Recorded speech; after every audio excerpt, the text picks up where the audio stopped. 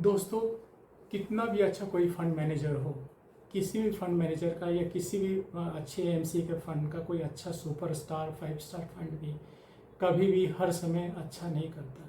उसकी cycle change होती रहती है, जैसे जैसे सेक्टर रोटेशन होते हैं फंड की परफॉर्मेंस डाउन होती रहती है, अप होती रहती है।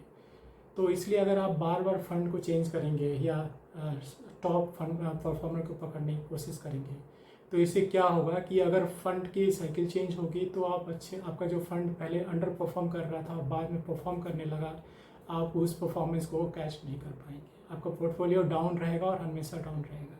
तो याद रखिए, आपको टॉप परफॉर्मर फंड की ज़रूरत नहीं है, आपको बीच वाले फंड की ज़रूरत है कि आपका फंड हाउस अच्छा हो, फंड की साइज़ ठीक ठाक हो और फंड पहले भी अच्छा कर रहा हो, या उस फंड का हाउस का एएमसी का कुछ और फंड जो अच्छे कर रहे हो, उस तरह के फंड को आपको सेलेक्ट करनी है। ऐसा फंड आप कभी सेलेक्ट नहीं कर सकते कि वो फंड हमेशा अच्छा करे। आप खरीद लो, लाइफ टाइम के लिए 2 फंड खरीद लो और अच्छा करेगा, नहीं।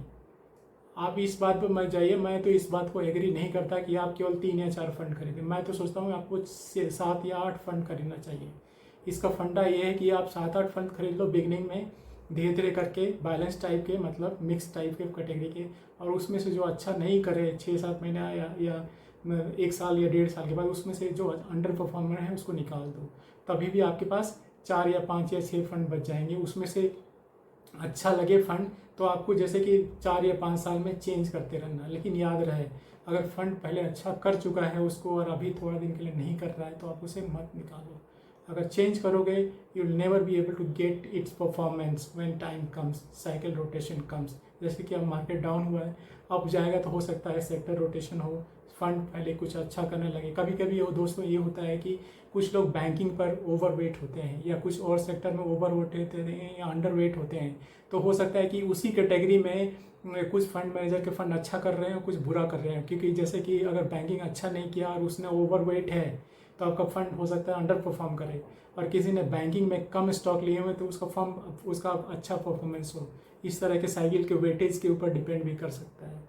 तो इसलिए याद रहे कि आपको जल्दीबाजी में कोई डिसीजन नहीं लेना। अगर आपने चेंज किया, हर समय चेंज होते रहे, हर 6 महीने में चेंज करते रहे, तो आपका तो अल्टीमेटली आपका भाग्य भगवान के ऊपर है, डिपेंड करता है, या लक के ऊपर डिपेंड करता है। इसलिए बी कॉशियस, चेंज इतना जल्दी नहीं होना चाहिए। ठीक है, hope you understand this. Thank you very much for watching. Bye bye.